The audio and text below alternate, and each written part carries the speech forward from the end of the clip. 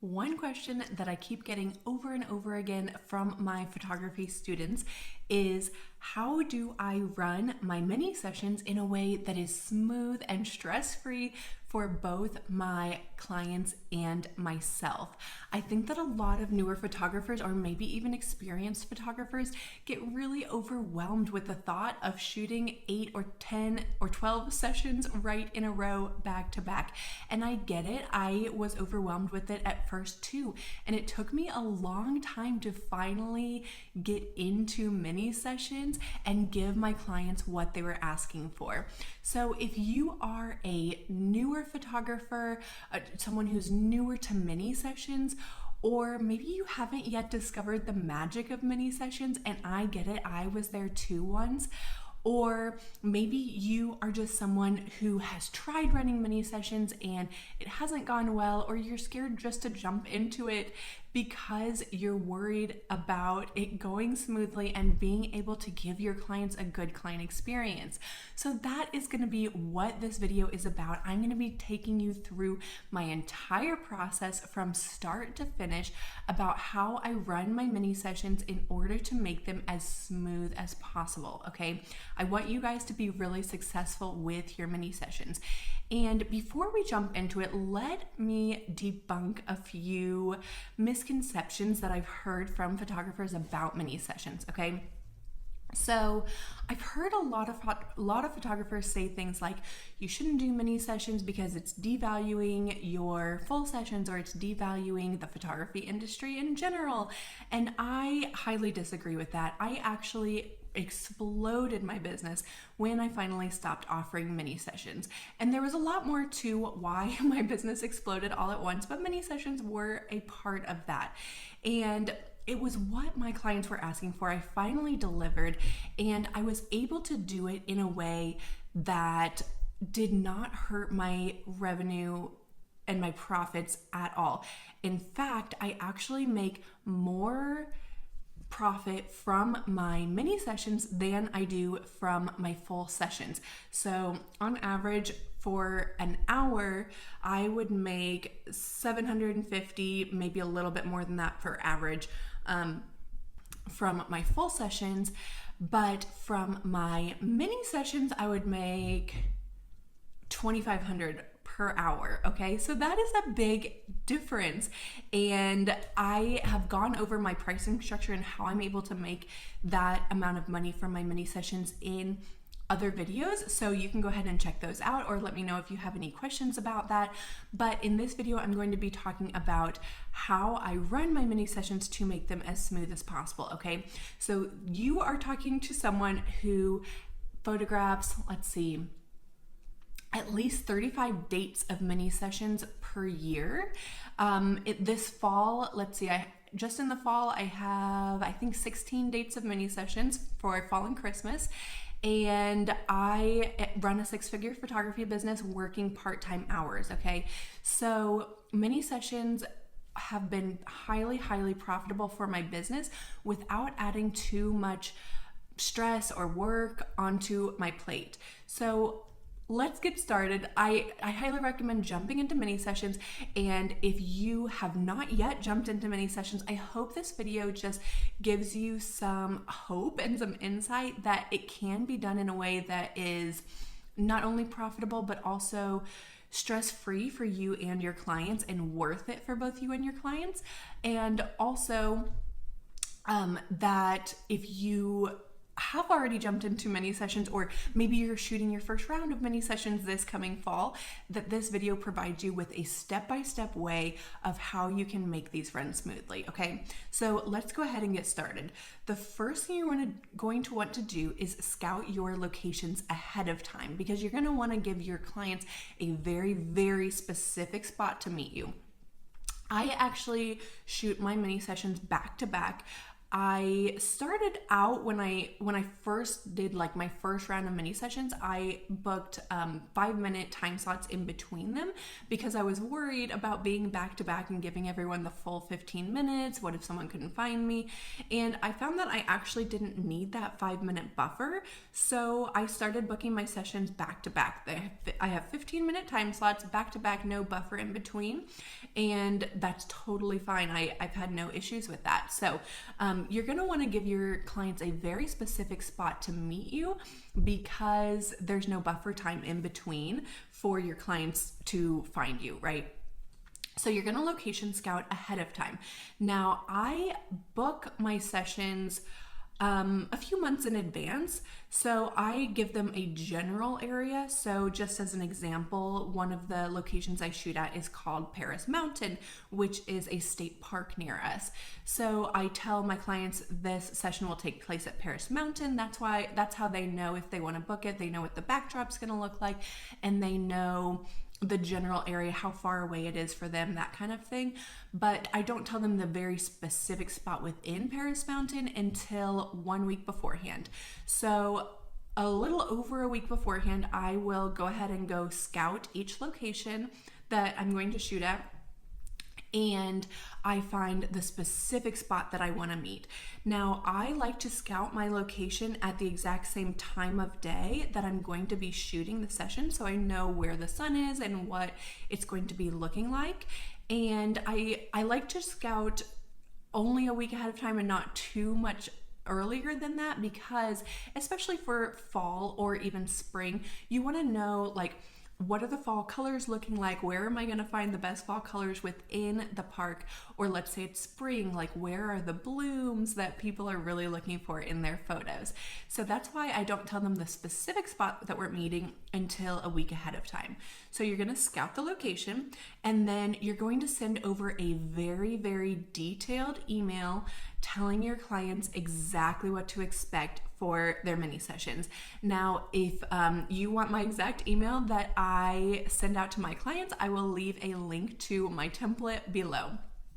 So I give them a very detailed email where I tell them exactly where to meet me, where to find me, like within the more broad location that they already know.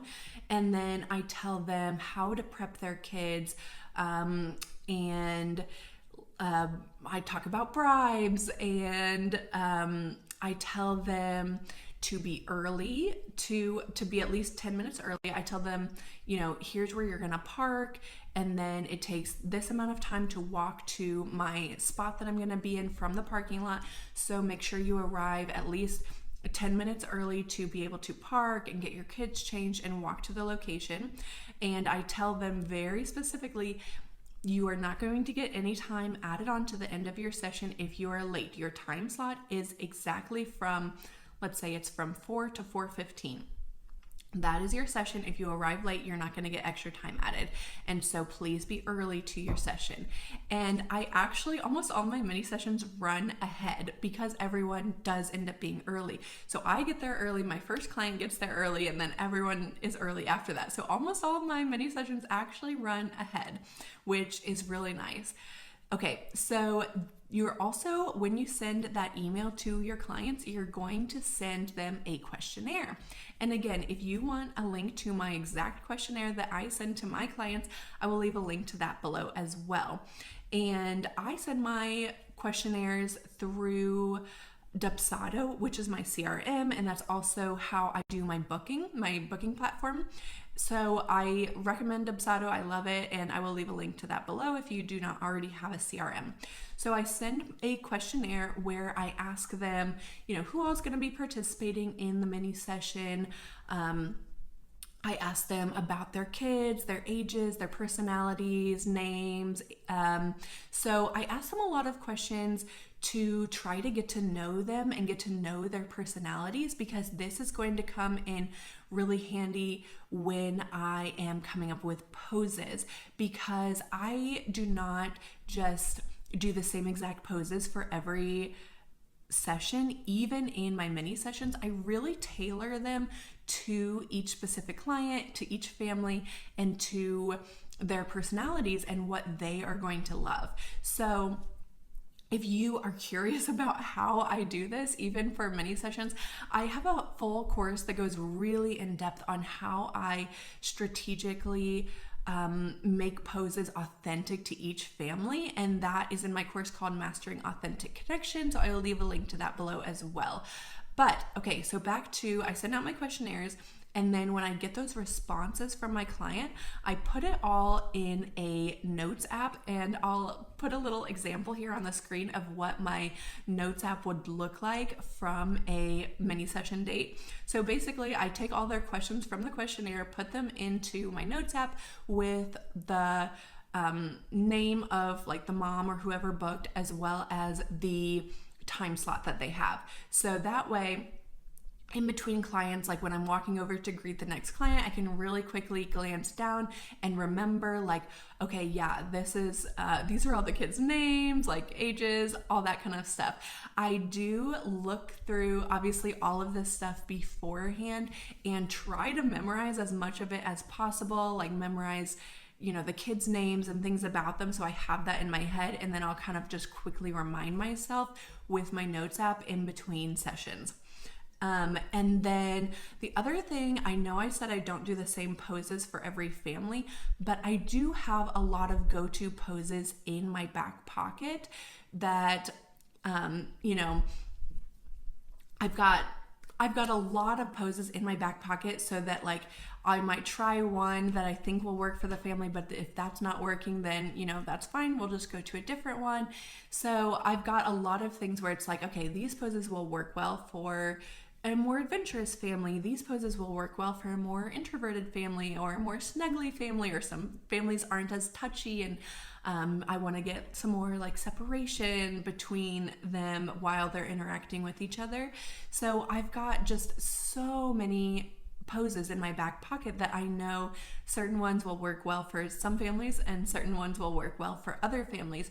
But I always kind of get a feel for what the family is like through the questionnaire, but then when I get them in front of my camera, I can get to know their personalities even more, and things just kind of snowball from there. Like I'll start with something, see how they're interacting with each other, and then I'm able to kind of my poses will kind of flow off of each other based on their connection, so that I can make the poses authentic to them. So if you need some poses in your back pocket just to kind of get you started, I actually have a free posing guide for family photographers that I think is going to be really helpful for you, so that you can have some go-to poses to get started with in your mini sessions. So that is going to be a free guide for you in the description below as well. Okay, and like I said, if you want to go even more in depth with posing your families in a way that's really authentic, even in such a short period of time, my course, Mastering Authentic Connection, is going to be so helpful for you. Okay, and then so just some more things that are going to make your session as smooth as possible, and just so I don't want to have you don't need any extra stress on your plate or any extra like things you need to do during the session, since they're going to be so back to back and as quick as possible. So one thing that's really going to help you is if you buy really large memory cards, so that you don't have to switch them out, because that's just one more thing that's going to take up time, or one more thing for you to think about when you could be thinking about your families and giving them some extra poses. So I actually use 128 gigabyte cards. I have some 256 gigabyte cards. The 128s are usually fine for an entire mini session, 10 mini sessions in a row. It's usually totally fine. The only time I need the 256 is, if you didn't know, I also do video. I do photography and videography. So for people can book photo and video for any of my mini sessions, but I also have done some mini sessions where it includes video, so they get photos and videos from their mini session. Everyone does, and so video takes up a lot more storage space than photos do. So in that instance, I needed a 256 gigabyte card, and that was enough for photo and video for all of my mini sessions. So the other thing you want to think about is having extra batteries. typically one battery would be fine and you shouldn't run out as long as it's fully charged. But sometimes, like if it's really cold, batteries can run out faster than they typically would. And so just in case, I would have an extra battery that's fully charged. And if it's really cold, instead of leaving it in your bag, I would put it in your pocket or somewhere like close to your body to keep it warm, to keep it from going uncharged while it's not even in your camera. So that's just another thing that, like, you know, just in case, you want to have all these backups. And speaking of backups, again, we don't want anything, we don't want to add any stress onto our plate when we're shooting mini sessions. And so we want to be really, really prepared with, like I said, backups. So you want to have at least one camera body and one lens, and then you want to make sure you're shooting on dual card slots so you don't lose anyone's photos. So you've got your primary card slot and your backup card slot, and then you also want to have a backup camera, and your backup camera doesn't have to be the same body as your primary camera, but it does need to be a professional camera that you would be happy shooting with if something happened to your primary camera body. So you also want your backup camera body to have dual card slots. And then you also want to have at least one backup lens in case something happens to your primary lens. And I know you may think like that this will never happen to you, but I promise you it will happen to you. A card will corrupt and you will be so glad that you have that backup, or a lens will stop focusing in the middle of your photo shoot and you will be so glad that you have that backup. So I know, like I said, everyone thinks it won't happen to them. It has happened to me. I've talked about this in previous videos, but I've shot weddings where both my main camera body and my backup camera body started having issues, and I actually had a third camera body, and I was so glad that I did. Or I've had issues with one of my main lenses and I was able to switch to a backup lens. So I know you think it won't happen to you, but I highly recommend, if you are charging people money for photos, you really need to have backups. Okay, so that is pretty much how I run my entire mini session from start to finish in order to make it as smooth as possible for both my clients and myself. Now, if you have any questions about what I talked about, I would be happy to dive more in depth on anything. So feel free to leave me a comment down below, or just if you have any questions about photography in general, how I shoot and edit my family photos, my newborn photos, or the business side of photography, leave me a comment and I would love to create a video just for you on whatever it is you want to learn, totally for free. And don't forget to download those free resources I have for you below. I know I talked about my family posing guide, and then the link to my questionnaire that I send my clients, and the email that I send to my clients on how to prepare your kids and your family for your mini session. So I hope this was helpful for you. And if you want to learn even more about my posing for full family sessions and mini sessions, and just how I make them super authentic and specific to each family, instead of just doing the same poses over and over that are really boring for every single session, I would love to see you inside of my family posing course, which is called Mastering Authentic Connection. I think that is going to be so helpful for you and would just make your sessions not only more smooth, but more fun and more meaningful to your clients, and provide a better client experience for your clients. And they're just going to love what you provide them if you provide them with photos that are truly authentic to their family. Okay, so if you have any questions, let me know. Hope this was helpful, and I can't wait to see you guys in the next video.